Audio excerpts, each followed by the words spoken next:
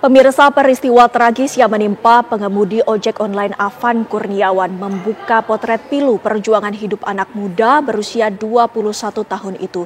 Presiden Prabowo Subianto pun langsung memberikan perhatian khusus terhadap kehidupan keluarga Afan. Ya, Presiden juga memerintahkan pengusutan insiden tersebut secara transparan. Selengkapnya dalam Ulas Utas Rakyat Berduka, Negara Hadir.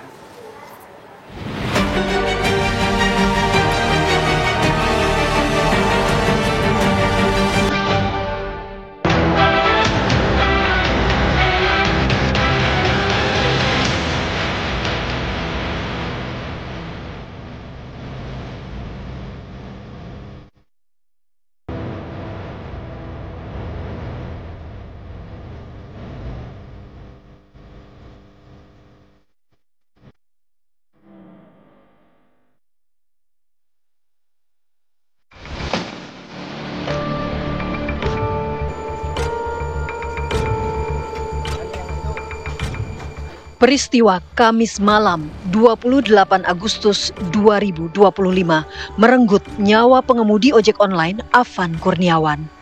Pemuda berusia 21 tahun itu menjadi korban tewas di tengah aksi unjuk rasa yang berlangsung ricuh di depan Gedung Wakil Rakyat di Senayan, Jakarta.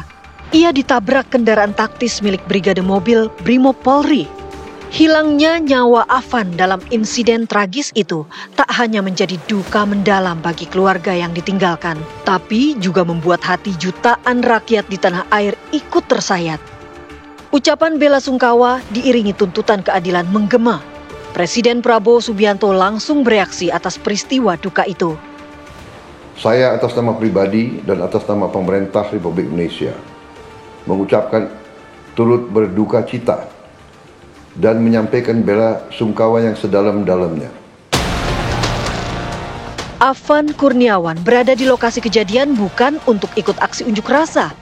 Ia melintas seusai mengantarkan pesanan pelanggan online dari wilayah Pejompongan. Afan merupakan anak kedua dari 3 bersaudara. Ia sehari-hari bekerja sebagai pengemudi ojek online untuk membantu keuangan keluarganya. Kondisi itu pun tak luput dari perhatian Presiden. Saya sangat prihatin dan sangat sedih terjadi peristiwa ini. Pemerintah akan menjamin kehidupan keluarganya dan akan memberi perhatian khusus kepada baik orang tuanya dan adik-adik dan kakak-kakaknya. Tak hanya memberi pesan lisan, Presiden Prabowo juga datang langsung ke rumah duka. Keluarga Afan tinggal di rumah kontrakan kecil yang berada di dalam gang di wilayah Menteng, Jakarta Pusat. Peristiwa nahas yang menimpa Afan Kurniawan membuka potret pilu anak muda yang putus sekolah dan harus bekerja demi menyambung hidup keluarganya. Putus sekolah, umur 14 tahun, bekerja sebagai penjaga portal di depan selama 2 tahun, menabung, cita-citanya ingin membelikan rumah untuk ibunya, karena selama ini tinggal di Jakarta mengontrak seperti rumah tadi yang sangat kecil, memprihatinkan dengan 2 kamar. Kemudian alhamdulillah juga Afan bisa menabung dan sudah membelikan tanah di Lampung dan juga sudah bisa membelikan motor untuk adik perempuannya. Ia bekerja sebagai ojol, sangat rajin sejak pagi hingga malam, dan juga memberikan perhatian pada orang tuanya dan adiknya, memberikan rumah, memberikan motor. Ini contoh anak-anak yang punya kepedulian pada keluarga yang prihatin ya. Mudah-mudahan seluruh anak Indonesia menjadi contoh pada Afan yang sayang pada orang tua, pada adik dan keluarganya. Semasa hidupnya, Afan dikenal sebagai sosok pekerja keras. Ia punya asa bisa membelikan rumah untuk orang tua tercinta. Keinginan mulia itu pun diwujudkan oleh Presiden Prabowo. Dan juga Bapak memberikan bantuan. Dan tentu ini bentuk keprihatinan Bapak sebagai Presiden. Bapak mendengarkan langsung apa yang menjadi keluhan harapan dari keluarga.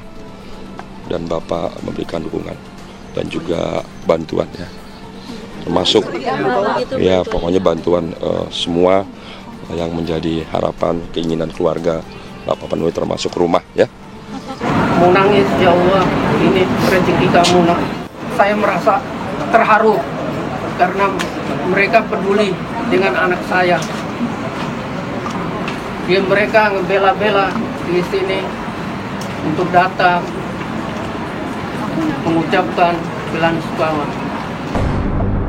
Keluarga Afan juga tak henti berpesan agar masyarakat tak tersulut emosi dan melakukan tindakan yang justru bisa merugikan keluarga sendiri.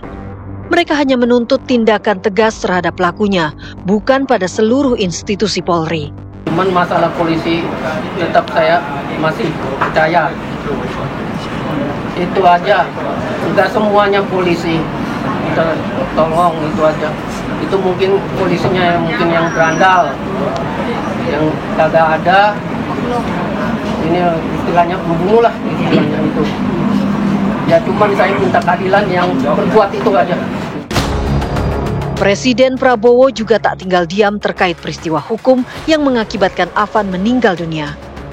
Presiden telah memerintahkan agar tindakan aparat yang dinilai berlebihan itu diusut secara tuntas dan transparan. Saya terkejut dan kecewa dengan tindakan petugas yang berlebihan. Saya sudah perintahkan agar diusut secara tuntas dan transparan, serta petugas-petugas yang terlibat harus bertanggung jawab.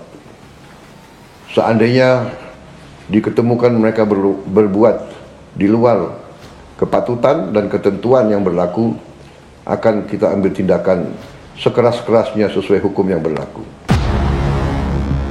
Lantas bagaimana pengusutan peristiwa yang membuat nyawa Afan Kurniawan melayang?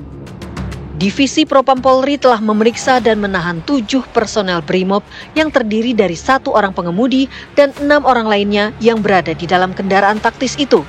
Pemeriksaan disiarkan secara langsung melalui akun Instagram resmi Divisi Propam Polri demi transparansi seperti yang diperintahkan Presiden.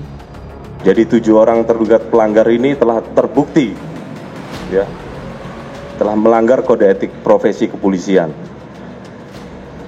Oleh karena itu, kami menyikapi rekomendasi berikutnya, yaitu mulai hari ini kami lakukan penempatan khusus atau patsus di Divpropam Polri selama 20 hari terhadap 7 orang terduga pelanggar. Kepergian Afan untuk selamanya tentunya tak akan tergantikan oleh apapun. Namun langkah tegas penegakan hukum terhadap para pelaku dan kehadiran negara secara nyata menjadi pintu keadilan yang juga bisa membuat redam amarah.